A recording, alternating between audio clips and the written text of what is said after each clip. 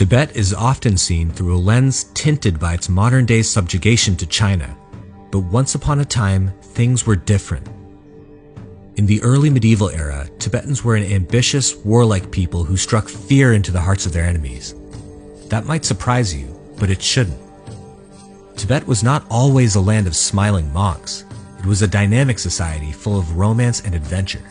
Mountain castles, fertile valleys, traveling scholars, scheming ministers, and rowdy taverns. And it was a meeting house of sorts, a place where many Silk Road cultures, Indian, Chinese, Persian, and others, crossed paths. Tibet deserves to have its story told, so let's get to it. This is the story of the rise of the Tibetan Empire, from humble beginnings to a geopolitical powerhouse. Until the early 7th century, the Tibetan plateau was dominated by an ever-shifting mosaic of warring clans. Early Tibetans were an aggressive people. In some regions, raiding formed an important part of the local economy. Tibetan clans made their homes in the fertile valleys of the plateau and built castles on rocky slopes to withstand long sieges. Constant inter-clan struggle defined the political landscape. Everything changed with the arrival of Namri Songtsen. Namri belonged to the Yarlung dynasty of the south and was more than just a normal clan chieftain. He was a Senpo, descended from a long line of kings with a divine mandate to rule. That being said, local clans ignored this mandate when it suited them. The Tibet that Namri inhabited was fractured. He built strong alliances with other clan leaders and eventually came up against his main rival, a charismatic chieftain known as Lord Zingpo, who had himself forged a broad alliance. After numerous battles, Namri prevailed. Namri absorbed Lord Zingpo's territories. By the end of Namri's reign, he had expanded his domain over the central and southern regions, the Tibetan heartland. But victory was a fragile thing. Namri was assassinated by poison, and his son, Songtsen Gampo, took the throne at just 13 years old. Soon, Lord Zingpo's former territories rose up in an insurgency, and the new teenage emperor was forced to come to terms with the power and problems he had inherited. Spoiler alert, Songtsen was more than ready for the challenge. Upon ascending the throne, the teenage Songtsen captured the traitor who poisoned his father and had him executed, then quickly put down the insurgency. After establishing domestic order, he rode west to subdue a hostile army causing trouble at the Tibetan border.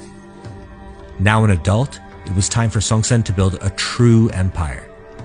There were still more lands to conquer: Zhangzhung, Aja, Nepal.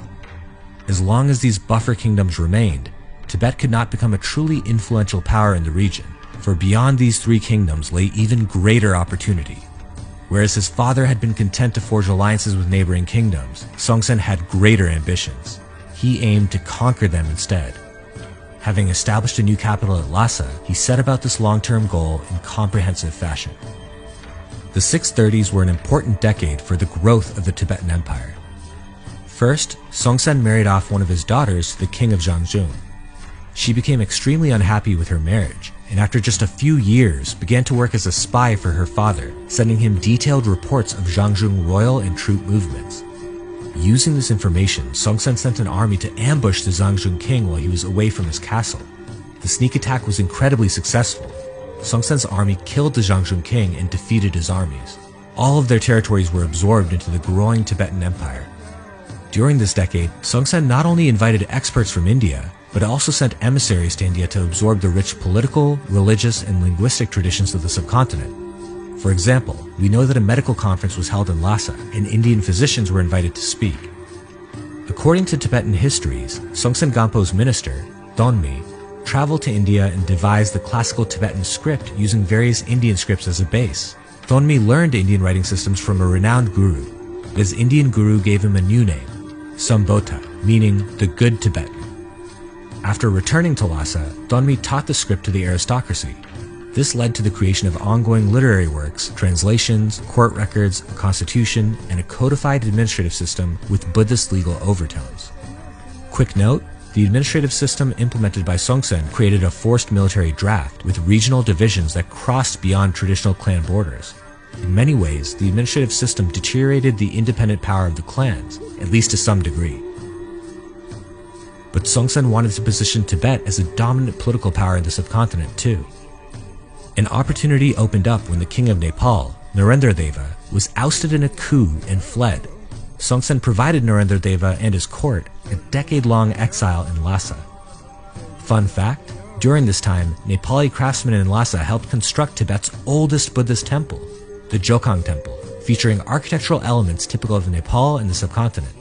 The Jokang Temple still stands in Lhasa today, 1400 years later. By the beginning of the 640s CE, Songtsen was ready to take advantage of a strategic diplomacy. He gave the king in exile a Tibetan army, and Narendradeva marched back to Nepal at the head of this army and took back his kingdom. In the process, Nepal also became a vassal of Tibet. This entrenched Tibet's position in the subcontinent, giving it access to active trade routes throughout North India. Now, let's jump to China. During the preceding decade, Songtsen also took steps towards establishing the beginnings of a Tibetan-Chinese relationship. In 634 CE, Songtsen sent an ambassador to the Tang Dynasty court in Chang'an. This ambassador did not get much accomplished, and so he was recalled. 4 years later, Songtsen sent his trusted prime minister, Gar Tongsen, to request a Chinese bride to marry the Tibetan emperor. While Gar's request was being considered, a prince of the Aja kingdom made the very same request. At the time, the Tang emperor considered the Aja kingdom more important, as Aja raiders would routinely encroach upon Chinese lands. As such, the princess was promised to the Aja instead. Gar Tongsen was sent home empty-handed. Songtsen Gampo saw this as an insult to his considerable success. He was important, and Tibet was certainly more worthy of China's respect than Aja. And so he sent his army, bolstered by troops from recently conquered Jiangzhou, into eastern and northern Tibet. Victory against the Aja, the Tanguts, and other eastern and northern groups quickly followed. Soon, the entire region was subdued. Now the Tibetan army was stationed on China's border, and Songtsen, in a position of strength, demanded the hand of the princess who had been promised to the Aja. He threatened to invade if his demand wasn't met. The Tang emperor was arrogant and ignorant as to the Tibetan empire's might. He rejected Songtsen's demands and sent an army against the Tibetans. Big mistake. His troops were easily defeated by the Tibetans, and China was put on notice. Tibet was a major power, and not to be taken lightly. In 641 CE, Gar Tongsen was sent once again to Chang'an. Now pressured by the Tibetan military on his borders, the Tang emperor agreed to give his daughter to the Tibetan Senpo in marriage. Princess Wencheng traveled to Lhasa alongside Gar and his retinue. Songtsen Gampo was married to 6 women, 4 Tibetan natives and 2 foreigners. The 2 foreigners were Princess Wencheng of China and Princess Brikuti of Nepal. Each would play a role in influencing the future of the Tibetan Empire. Princess Brikuti is most known for her commitment to Buddhism and her patronage of temples and monasteries. Princess Wencheng's story is somewhat more involved. The marriage of Songtsen Gampo and Wencheng brought peace, soothing Tibetan-Chinese relations. But Wencheng also came bearing gifts, a royal retinue of nobles, scholars, artists, and craftsmen, and new technologies from China. She also encouraged Tibetans to take on Chinese dress and cultural norms, or so the Chinese histories say. Like Princess Brikuti, Wencheng used her influence with Songtsen to patronize Buddhist temples, monasteries, and monuments throughout Tibet.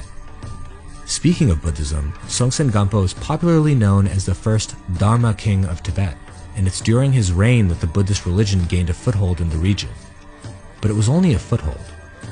By the end of Songtsen's reign, Buddhism's popularity was mostly limited to a small portion of the aristocracy. The practice of pre-Buddhist rituals and belief systems lingered. Eventually, this would lead to serious conflict. The 640s were a troubling decade for Songtsen. At some point in the early 640s, Songtsen stepped down and allowed his young heir, Gungsun Gungsan, to take the throne. Unfortunately, Gungsun died soon after taking the throne, forcing Songtsen to serve as emperor once again. Changing circumstances defined the twilight years of Songtsen's reign. In that era, Emperor Harsha of the Vardhan dynasty ruled over much of North India. Harsha had developed a strong diplomatic relationship with Tang China. Envoys regularly traveled between Harsha's empire and Tang China, with the route running through Tibet. Then, in 648 CE, there was a diplomatic crisis. An embassy of high-level Chinese envoys arrived in India, only to discover that Harsha had died, leaving behind a fractured North India. In Kanauj, the dynastic power vacuum had been taken up by a usurper king, Arunashva. Though the reason is not clear, Arunashva attacked and killed the Chinese envoys. Only 2 envoys survived and made an escape. One of these men was Wang Xuanxue, who was on good terms with the Tibetans. He fled to Lhasa. There, the Tibetan emperor, shrewd to changing politics, gave Wang an army to accompany him back into India. Songtsen's army defeated the upstart Indian king in battle and captured him. Arunashva was brought to Lhasa as a prisoner of war. According to the Book of Tang, as a thank you for helping Wang Xuanxue, the Chinese emperor bestowed numerous titles upon Songtsen and gifted him 3,000 rolls of silk.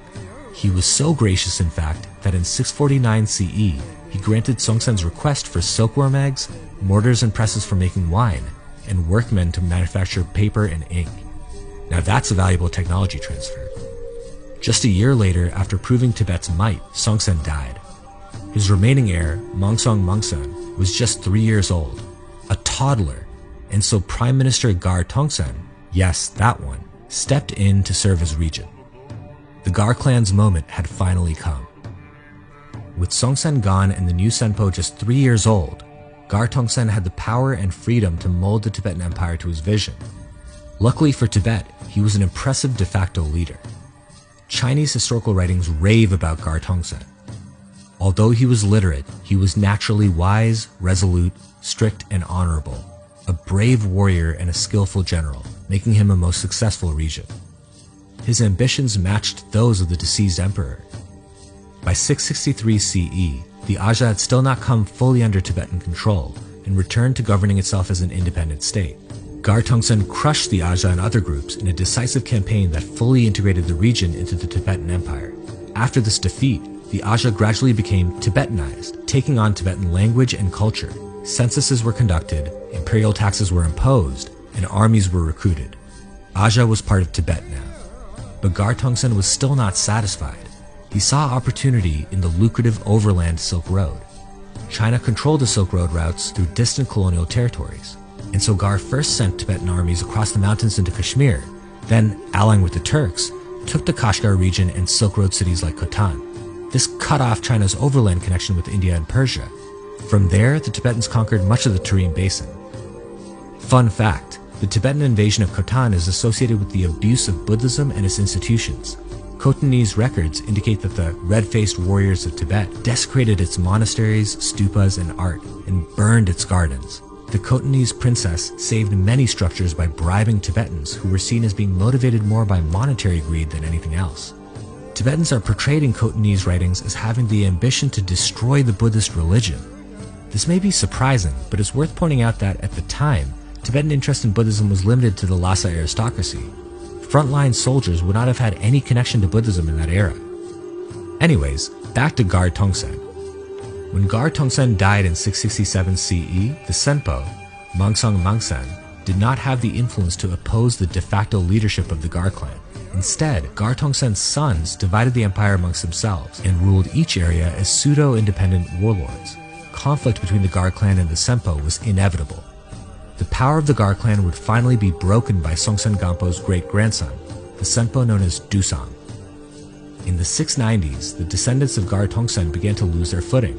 First, Gar Senyen, the governor of Khotan, was defeated by Chinese forces, and so Dusang had him court-martialed and executed. Then Gar Tagu was captured by the Sogdians. Meanwhile, China regained control of the Tarim Basin and critical overland silk routes. Now there was only one son left with substantial power, Gar Trinring, who was campaigning with his armies on China's borders, though finding it difficult to compete with the revitalized China under Empress Wu Zetian. While Trinring was out in the field, Empress Wu Zetian offered a peace deal directly to Dusang in Lhasa. The peace deal was valuable to Dusang. He knew that accepting the peace deal would leave Trinring stranded in the borderlands, far from the center. Dusang accepted the peace deal. Then, in a clever move, he invited all the remaining members of the Gar clan to go hunting, except for Trinring, who was still in the field. During the hunting trip, Dusang had his soldiers spring a surprise attack on the Gar clan members in attendance. All were murdered as a result of this betrayal. Before Trinring could hear of the hunting fiasco, Dusang led an army into the field to meet Trinring at the border. Trinring's army was exhausted from years of warfare with the Chinese and was close to mutiny. Even if he wanted to fight, he could not win a battle against the fresh soldiers led by the Senpo. As Dusang and his army approached, Trinring committed suicide. The Senpo was back in control. As a well-connected trade empire, Tibet became a melting pot of global ideas, rituals, and technologies. But as the empire grew, it was Buddhism and the Indian subcontinent that would have the greatest, most defining influence on the future of Tibet. In the early 700s, there was discord in Tang China. The aristocracy blamed these problems on foreign monks who had become prominent in Chinese politics and administration. Rising xenophobia led to the expulsion of all foreign monks from China. Where did they flee? Lhasa, Tibet. In Tibet, the fleeing monks were welcomed with open arms by Princess Jin Cheng, a devout Chinese Buddhist who was married to the young Senpo. A refugee camp was set up in Lhasa, and a devoted Jin Cheng invited many more Buddhist refugees. Soon, monasteries were built for the monks, and the immigrant community swelled. Resentment began to stir among native Tibetans. 3 years later, a deadly smallpox epidemic hit Tibet, likely brought in unknowingly by foreigners, such as the Buddhist refugees that were now part of the immigrant community in Lhasa. Blame was laid at their feet. Eventually, even Jin Cheng contracted smallpox and died, leaving the foreigners without an advocate. The government ordered that all foreign monks leave Tibet. Though some Tibetans supported the foreign monks, they were not the majority. Anti-Buddhist sentiment festered in the wake of expulsion, and in the 740s, laws were passed against Buddhist practice. The young Senpo grew into an old, bearded man, Me Agtson.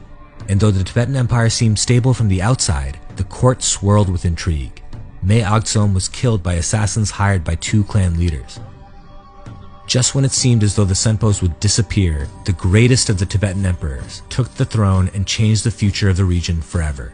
Trisong Detsen inherited a Tibet on the brink of civil war, and one in which the control of the Silk Road routes had been lost to China. Despite this, he declared Buddhism the state religion of Tibet. This was a brilliant strategic move. Most of the anti-Buddhist sentiment was propagated by elites that also opposed him taking the throne. Thus, he distanced his opponents from the political center. Meanwhile, the Anlushan rebellion weakened China considerably. There was now an opening for Tibet to retake the Silk routes and expand outward even further. The Tibetan Empire was standing on the precipice of a golden age. And now you know.